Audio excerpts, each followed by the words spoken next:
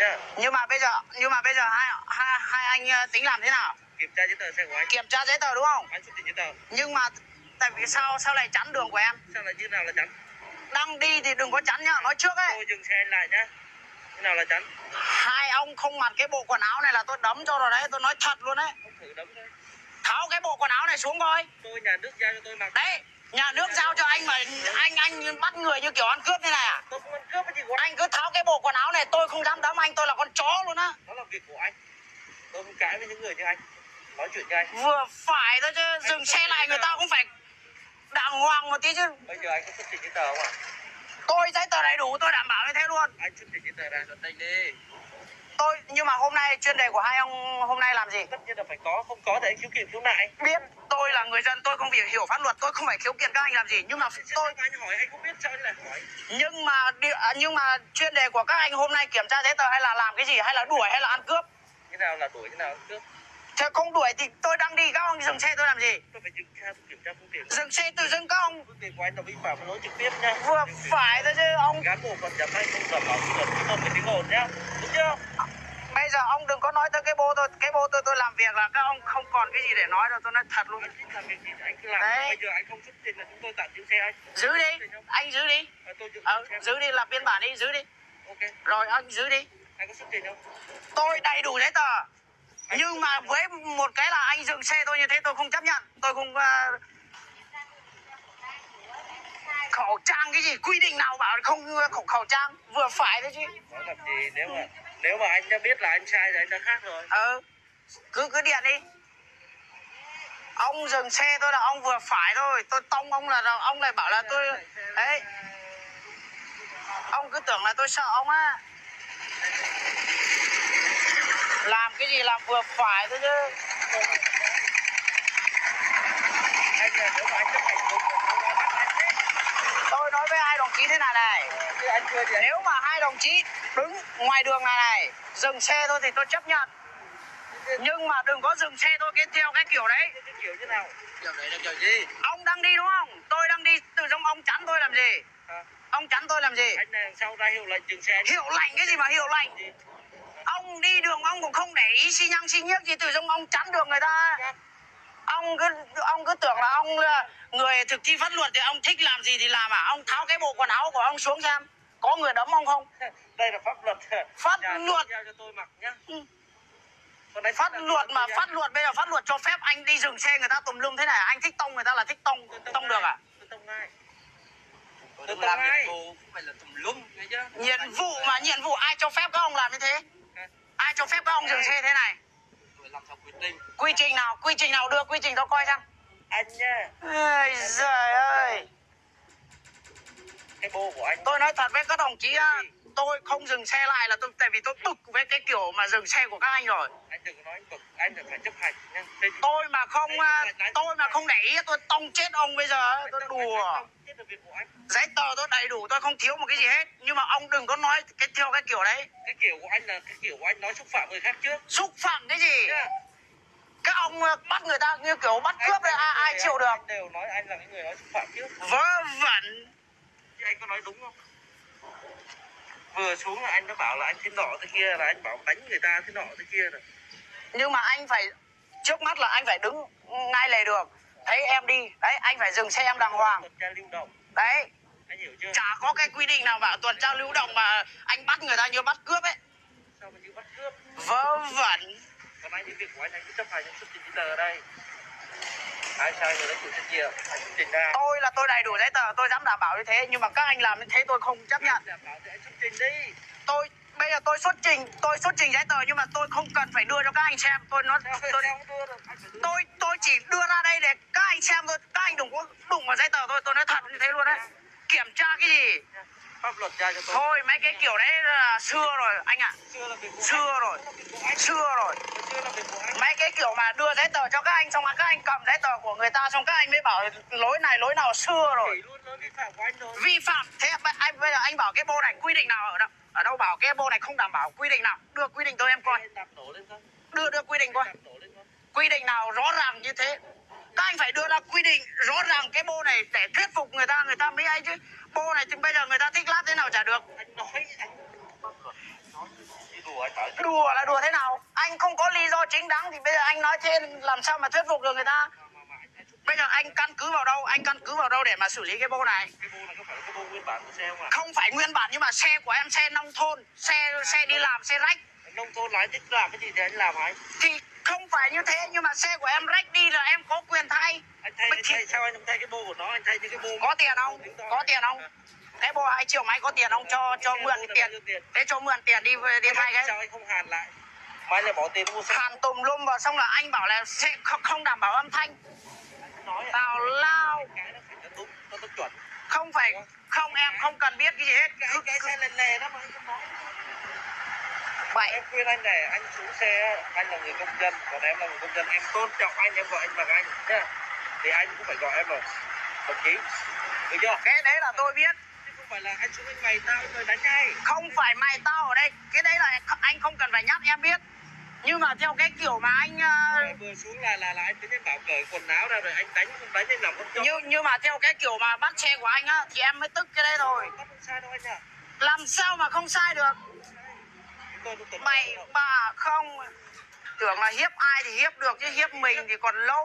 Không phải là hiếp, anh đúng chả ai làm gì anh. Kể cả đứa nhỏ xíu như này nhưng mà nó đúng thì chúng tôi không làm gì được nó. Bắt xe như kiểu của anh thì ai mà lạ được. Đăng đi tự dưng bắt như bắt cướp. Anh có xuất trình không? Sao giấy tờ gì không?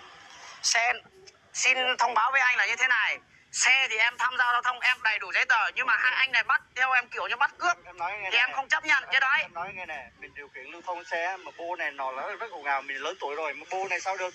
Bô móc này thanh niên đi này mình lớn tuổi bô này sao được? Đúng chưa? Bô này đúng của xe đâu. Đúng chưa? Bô đúng của xe là hư. Anh vi phạm bô rồi, điều khiển xe bô này là. Nhưng mà hôm nay anh bắt về bô hay là anh bắt về giấy tờ? Ý là khi phát hiện kiểm tra vi phạm của anh á là yêu cầu anh vi phạm bô là yêu cầu xuất trình giấy tờ Làm xe. gì mà có cái chuyện đấy anh ơi. Vi phạm mình phải chịu thôi. Yeah. Em không chấp nhận ở đây á, thì hai đồng chí này đuổi em như là đuổi cướp ấy. Anh phải dừng lại. Anh thổi anh. Tức là hai đồng chí này chả để ý gì tới em. Tự dưng hai đồng chí này rẽ vào đây không xi nhăng xi nhiếc cái gì hết. Xin em tông hai ông này. Xe mình vi phạm thì mình chịu thôi. Làm gì mà có cái đấy. Bây giờ anh phải đưa ra. Bây giờ anh mình vi phạm vì mình chịu. Xuất trình giấy tờ xe anh kiểm tra. có giấy tờ, em có giấy tờ, nhưng mà bây giờ phải nói cho đúng, nói cho chuẩn, xong em kiểm tra giấy tờ, cho các anh kiểm tra giấy tờ xong em đi.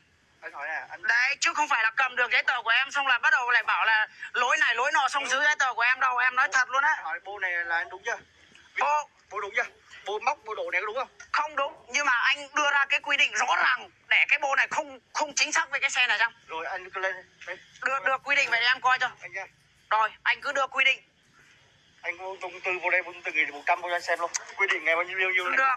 Rồi, anh phải đưa ra đúng quy định lý do chính đáng để thuyết phục được em. Đấy, để rồi em biết rồi, ok, điều này đúng chính xác em sai thì cái đấy là em chấp nhận, em xuất trình giấy tờ. Vi phạm thì mình nên chịu nhận lỗi mà anh nha. không nhận. Mình nên chịu đến nhận Anh lỗi. vẫn biết là cái bô này anh sai. Sai là sai thế nào? Anh hiểu thế nào là sai? Được chưa? Bô phần nhập Anh hiểu thế nào là cái xe này sai? tôi bảo là cái bô này không phải là bô của xe này, Không phải của móc bô độ, được chưa? Còn nếu tôi mà sai thì anh có quyền viết đơn khiếu kiện khiếu nại giải trình. Tôi chả phải khiếu kiện các anh làm gì, tôi không rảnh, tôi nói thật. Nếu bây giờ anh mà không xuất trình giấy tờ xe là chúng tôi tạm giữ xe đấy. Anh cứ giữ đi. Tôi cứ giữ xe. Nhưng mà anh phải Anh xuất trình giấy tờ xe đi. có giấy tờ xe đàng hoàng. Anh có xuất không? Nhưng mà anh phải nói đúng cái bô này, tôi xuất trình giấy tờ cho các anh xong tôi được đi đã. Bây giờ Anh vi phạm bô này rồi anh còn nói nó vấn đề gì nữa? Nhưng mà anh phải đưa ra cái quy định rõ ràng về bảo là cái xe này đấy, lắp cái bô này sai. Đấy, quy định nó nằm trong mục nào đấy. Anh nói nghe. Rõ ràng. Thì cái đấy em mới chấp nhận được. Mình nông thôn chưa? Biết. Anh em đi làm, thấy chưa? Dùng mình vi phạm, anh vi phạm á, kiểu em mới dừng lại thôi, thấy chưa? Em vô đây cũng vi phạm anh dừng thôi, dừng trả bây giờ. Biết. Cái đấy là em biết rồi. Thấy chưa? Anh nói thế này em thì mình nên chấp hành. Anh em kiểm tra, bây giờ có thể trường hợp có thể trường hợp linh động nhắc nhở anh bảo trình bày thôi như vậy anh em có thể linh động anh, nhưng mình người dân mình vi phạm mình cố chấp như vậy không nên. Em nói vậy. cái đấy là em biết, nhưng mà một cái ở đây á, thì anh phải đưa ra cái lý do chính đáng. Còn cái quy định đấy, còn quy định về cái bô này nó như thế nào đấy, nó không đủ đảm bảo âm thanh hoặc nó rách đi đấy, là xe em không có bô là em chấp nhận. Thì bây giờ xe em bô đầy đủ không, em không phải đi đấy. Em bây giờ anh có xuất trình không ạ? Nếu anh không xuất trình bọn em tạm giữ, bọn em nhắc nhở một lần cuối. Anh có xuất trình không?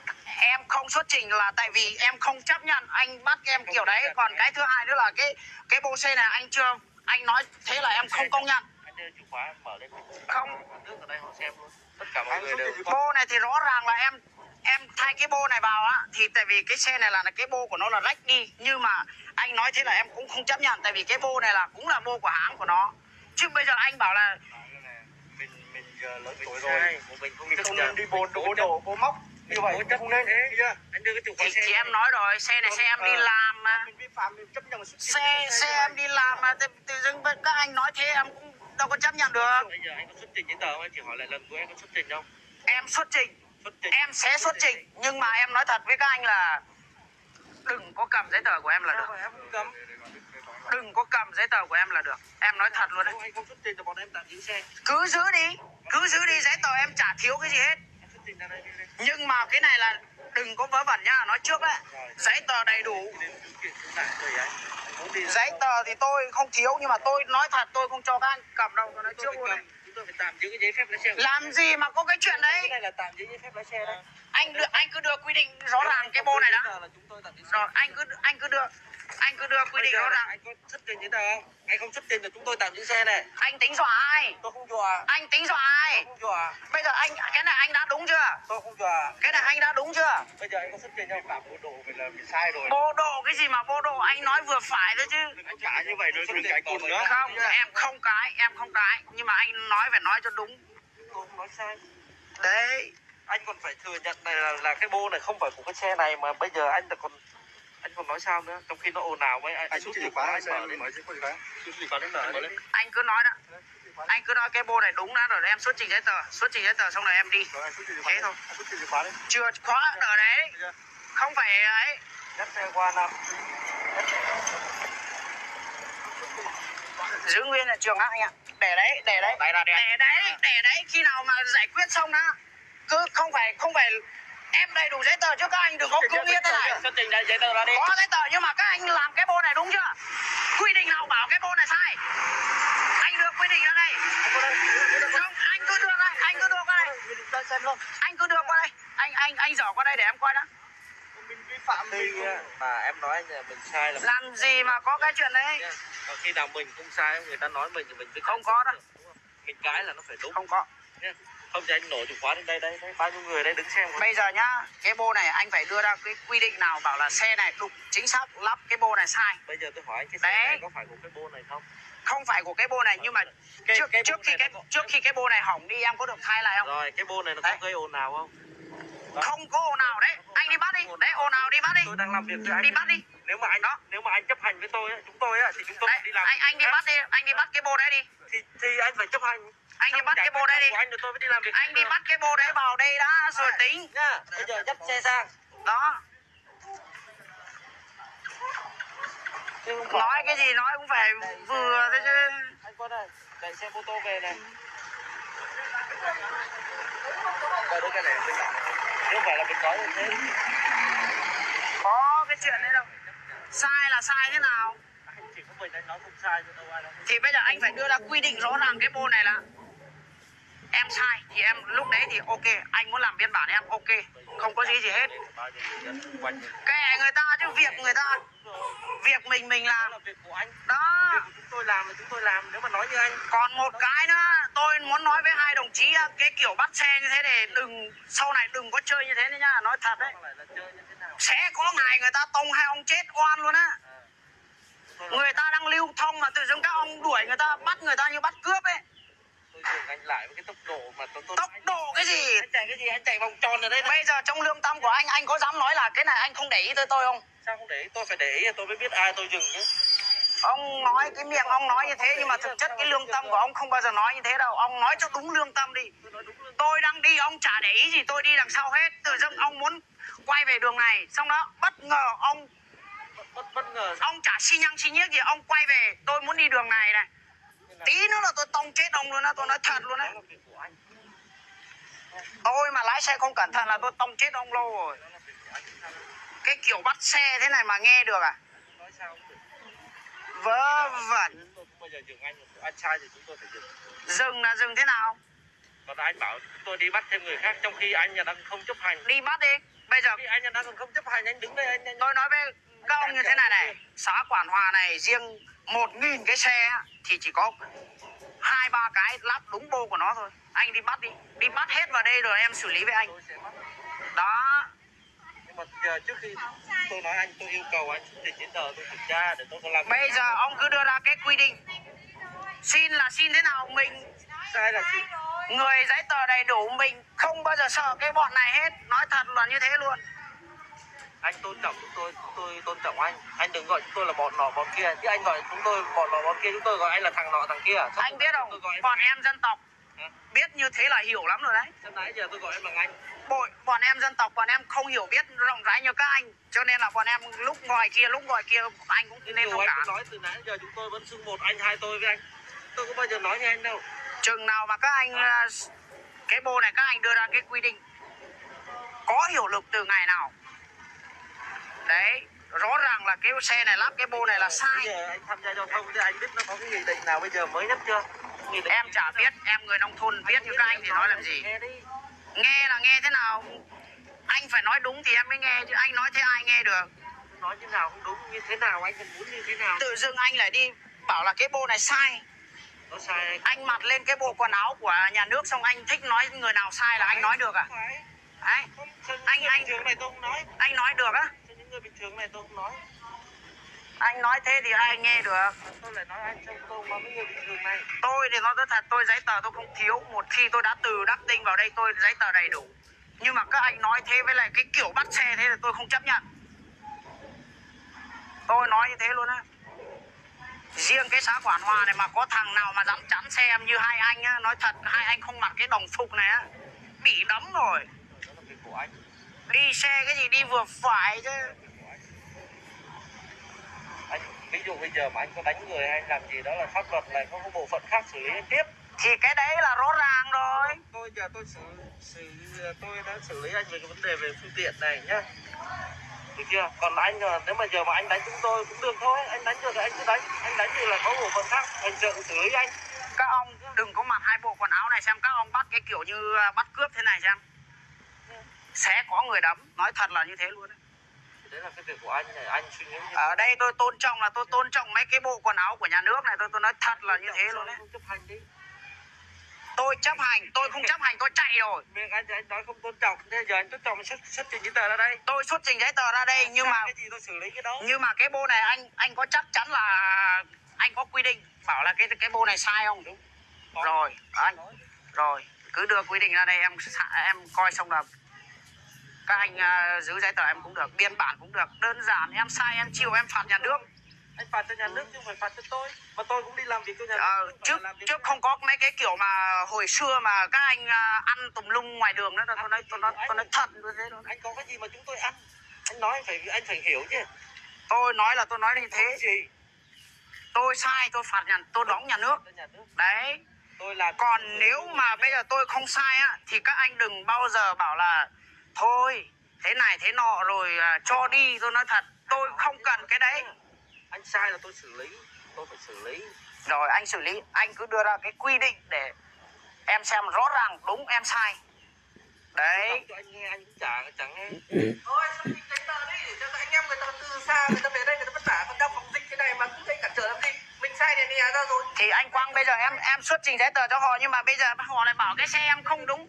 Bây giờ ra có người dân em giấy tờ đầy đủ. Này, bây giờ người dân chứng kiến. Anh đưa cái khóa cho tôi. Không. Tôi nổ lên đây. Bao nhiêu người xung quanh đây xem. Cái bô này có đúng không đó? Xem anh thấy anh cảm đúng với lương tâm của anh không? Nãy vậy anh nói về lương tâm hay lắm.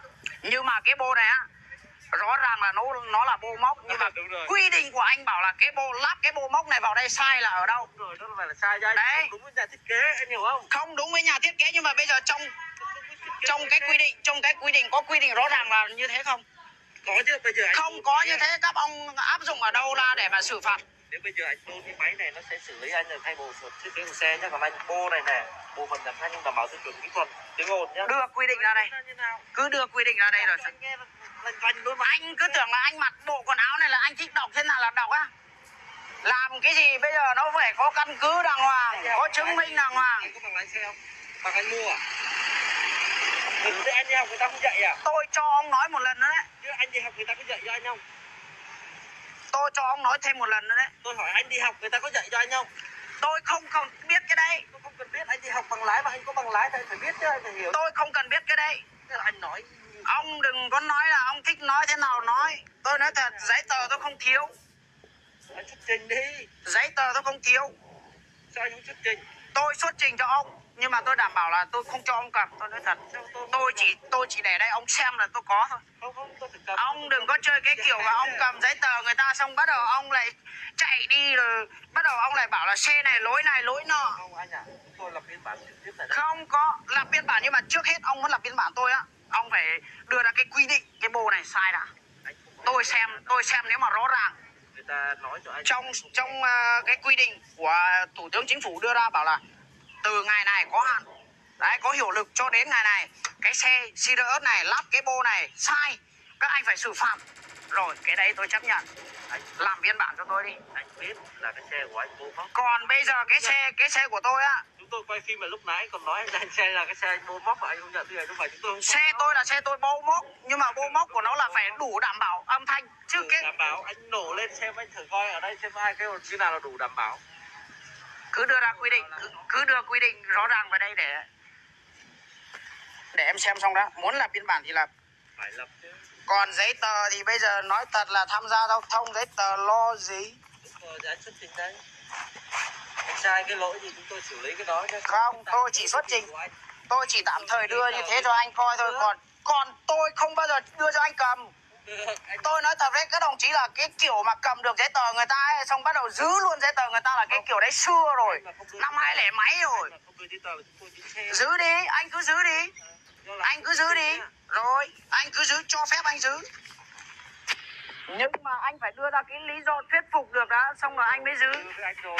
Đây, anh đừng tưởng là anh mặc cái bộ quần áo này anh thích nói bằng mồm là được. Nói thật như thế không được đâu. Cái gì cái bây giờ phải có giấy tờ, có căn cứ đàng hoàng.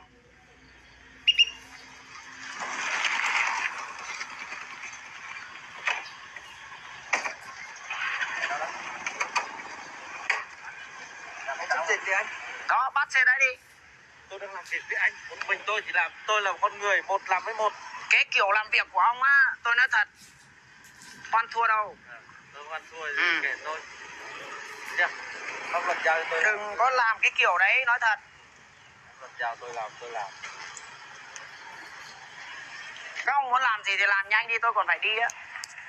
Tôi mua mấy cái cục đá về cho ông già cái chân đấy đó. Tôi đầy đủ giấy tờ rồi nhá. Bây giờ tôi nói các ông đưa ra quy định này để nhanh lên tôi đi nhá. Ai nói là anh đầy đủ giấy tờ?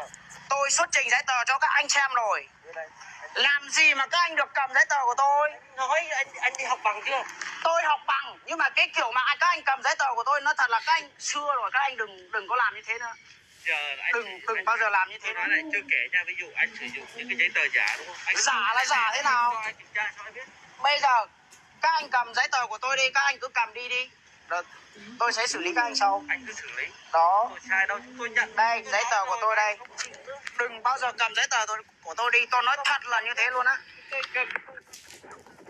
Lập biên bản, nhưng mà bây giờ anh đưa ra quy định cái bô này sai chỗ nào? Đọc cho anh từ nãy giờ tôi đọc mấy lần rồi, anh không nghe. Anh cứ nghĩ là anh đọc thế này để mà thuyết phục được người ta. Chứ phải như thế nào nữa anh? Tôi đọc theo quy định. Quy định rõ ràng lập ra đây nhiều cái người ta còn không tin tưởng này. Anh đừng tưởng là anh đọc thế này là được. Đó là việc của anh thôi chứ giờ sao?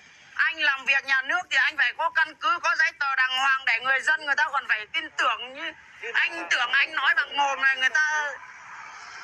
Anh là một người dân mà anh còn nhất là anh còn không chấp hành nữa. Mà anh bắt đầu cứ nói như vậy là sao nhỉ? Tôi không chấp hành thì tôi nói thật với đồng chí, tôi tông đồng chí chết lâu rồi. Anh thích thì anh cứ tông. Cái kiểu bắt xe vớ vẩn nhá, có người khác xử lý anh tiếp. Cái kiểu bắt xe vớ vẩn đấy là biết rồi. Anh tông tôi người. Chứ đừng có nói lung tung ở đây. Anh nói lúc nãy. Tôi giấy tờ đây, cà vẹt xe đây, bảo hiểm đây. Đừng bao giờ cầm là được, tôi nói thật. Anh nói anh đưa không cầm thì ai mà kiểm tra?